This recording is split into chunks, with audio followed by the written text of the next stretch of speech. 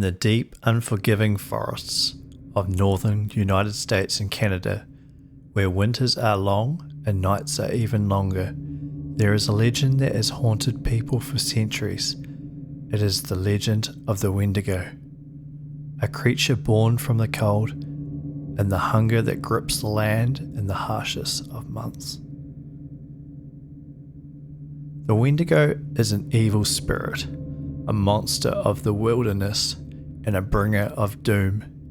It is said that the Wendigo was once human, a person who, in a moment of desperation, ate human flesh to survive.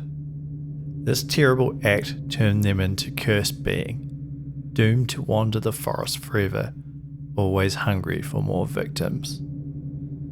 The transformation is not just physical, but also spiritual. The person's soul is swallowed by the endless hunger of the Wendigo. The Wendigo is described as a thin, skeletal figure, its skin stretched tight over its bones. Its eyes are hollow and glow with hunger.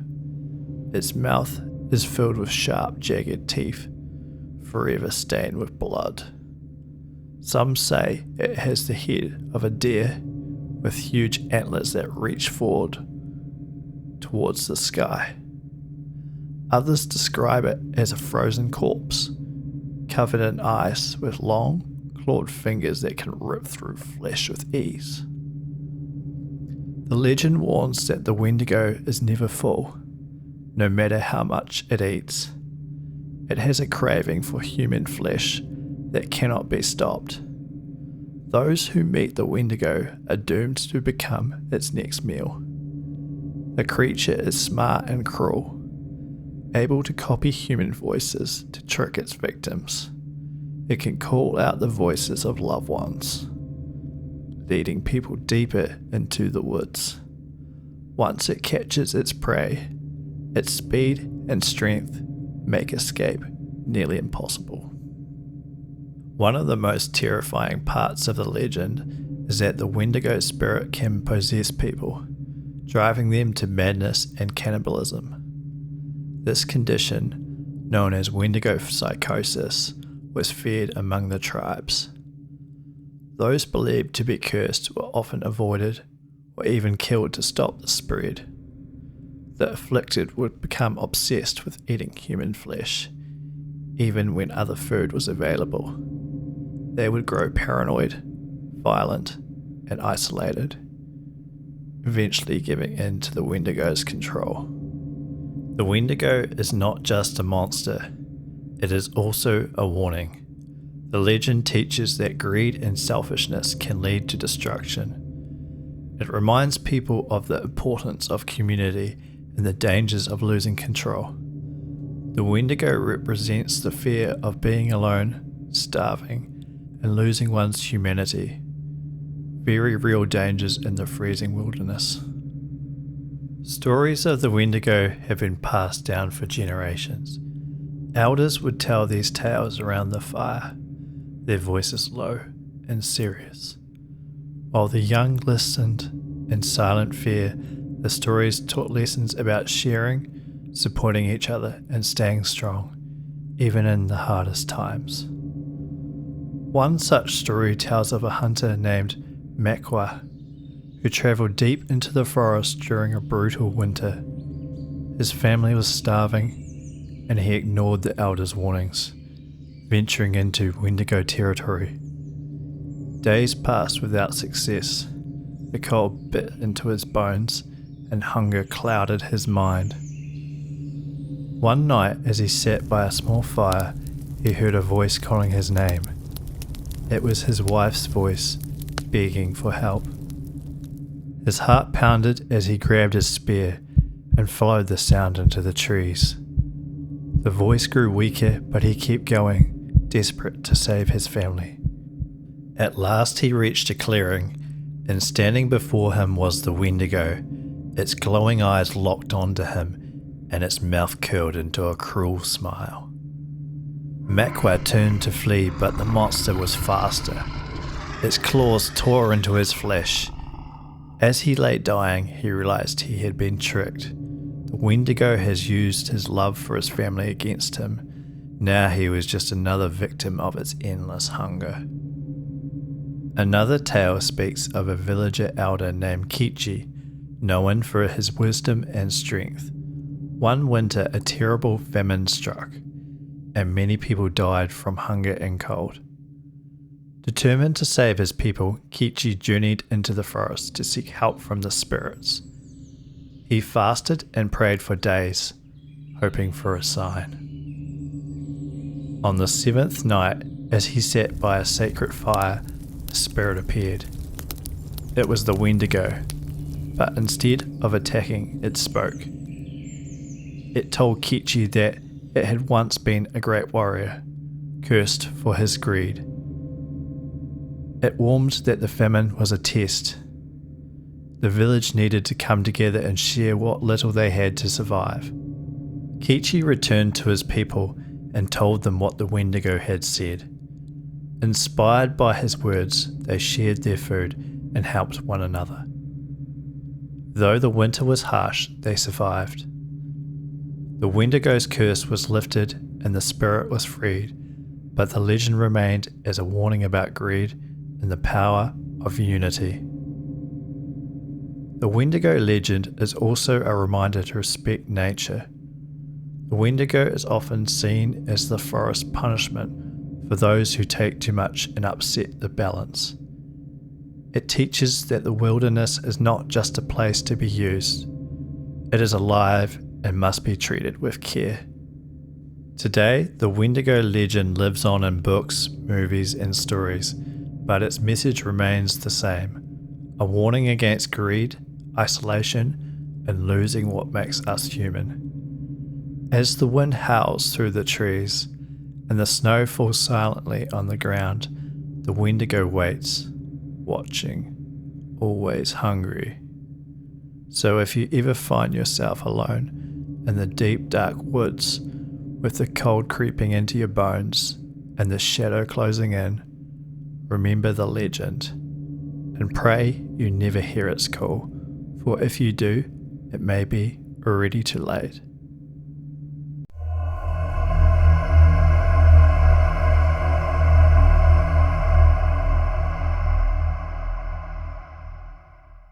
In the heart of the dense snow-covered forests of the northern United States, there was a small, isolated village named Pine Hollow.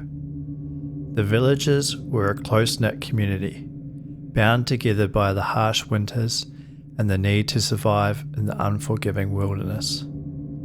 They had heard the legends of the Wendigo, but few truly believed in the old tales. That was until the winter of 1885, when the curse of the Wendigo descended upon Pine Hollow. The winter of 1885 was the harshest in living memory. The snow fell relentlessly, burying the village under a thick, suffocating blanket. The cold was so intense that it seemed to seep into the very bones of the villagers. Food was scarce, and the villagers were forced to ration their supplies carefully. Despite their best efforts, hunger began to gnaw at their bellies, and desperation set in. Among the villagers was a man named Daniel, a trapper known for his skill and bravery. Daniel had a wife, Margaret, and a young daughter, Lily. As the winter dragged on, Daniel grew increasingly worried about his family's survival. One night, as the wind howled outside their small cabin, Daniel made a decision. He would venture deep into the forest to hunt for food, despite the dangers that lurked in the shadows. Margaret's pleas and the warnings of the elders echoed in his mind, but Daniel was determined. He kissed his wife and daughter goodbye and set out into the night, his rifle slung over his shoulder and a lantern in his hand. The forest was a dark, foreboding place, the trees standing like silent sentinels in the snow. Daniel trudged through the drifts, his breath forming clouds in the frigid air. For days he hunted without success. The forest seemed devoid of life, as if the very animals had fled from the cold. His provisions ran low, and hunger gnawed at him, but he pressed on, driven by the need to provide for his family. On the fourth night, as he huddled by a small fire, he heard a sound that sent a chill down his spine. It was a voice, faint and distant, calling his name. The voice was familiar, but he couldn't place it. He stood up, his heart pounding in his chest. Grabbing his rifle, he followed the sound, deeper into the forest. The voice grew louder, more insistent, and Daniel realized with a start that it was the voice of his daughter, Lily. Panic surged through him as he stumbled through the snow, the lantern casting eerie shadows on the trees. He called out to Lily, but there was no response, only the haunting echo of her voice. Finally, he reached a clearing, and there, standing in the center, was a figure. It was tall and gaunt, its skin stretched tightly over its bones. Its eyes glowed with a sinister hunger, and its mouth twisted into a grotesque smile. The Wendigo.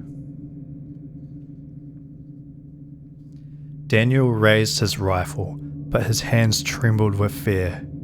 The Wendigo took a step forward, its long, claw-like fingers reaching out. Daniel fired, the shot echoing through the forest, but the creature was unfazed. It moved with unnatural speed, closing the distance between them in an instant.